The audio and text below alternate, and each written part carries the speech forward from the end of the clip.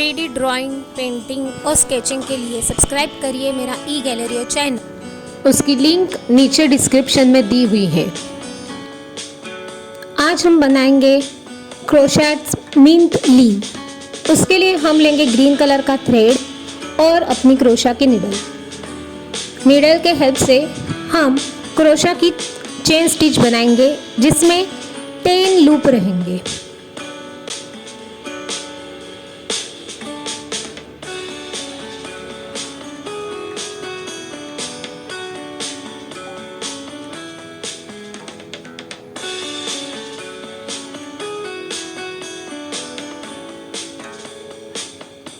इसके बाद थ्रेड में नीडल को लपेटते हुए उस नीडल को साइड के चेन स्टिच में डालेंगे और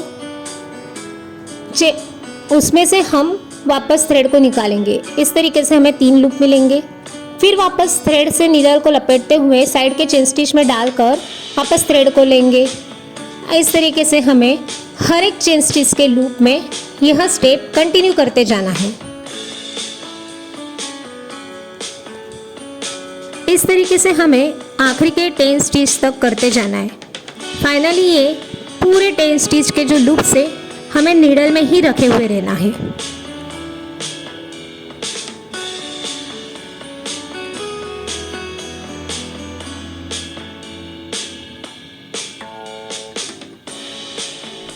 यह स्टिचेस कंप्लीट होने के बाद हमको वापस नीडल में थ्रेड को लपेटते हुए लेना है और पहले 2 लूप में से निकालना है। फिर वापस थ्रेड को लपेटते लेंगे और फिर वापस 2 लूप में से निकालेंगे।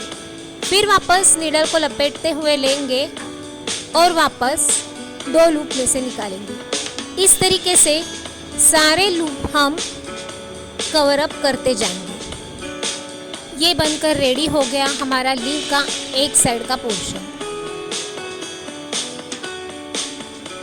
लीव को वापस पलटते हुए हम पहले जैसे ही सारी स्टिचेस आगे भी कंप्लीट करेंगे। उसके लिए हम थ्रेड को नीडल में लेंगे और सबसे पहले तो ऊपर में एक नॉट लगाकर उसे टाई अप करेंगे।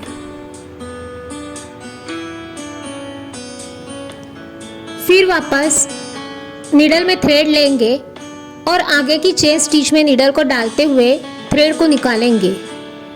इस तरीके से हमें वापस एक एक्स्ट्रा लूप मिलेगा। इसी स्टेप को हमें आखिरी तक कंटिन्यू करना है।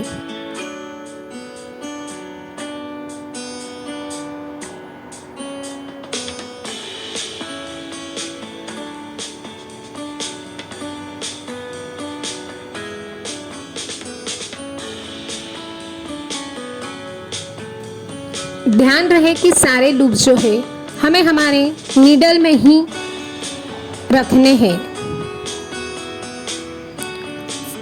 इस तरीके से हमारा लीव का दूसरा पार्ट भी बनकर तैयार हो जाएगा।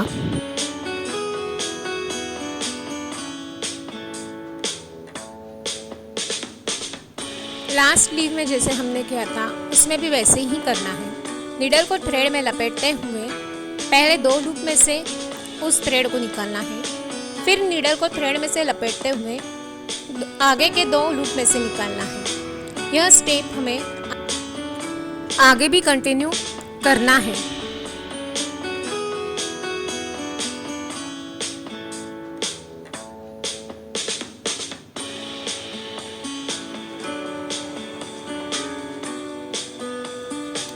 यह बनकर रेडी हो गया हमारा मिंट लीव।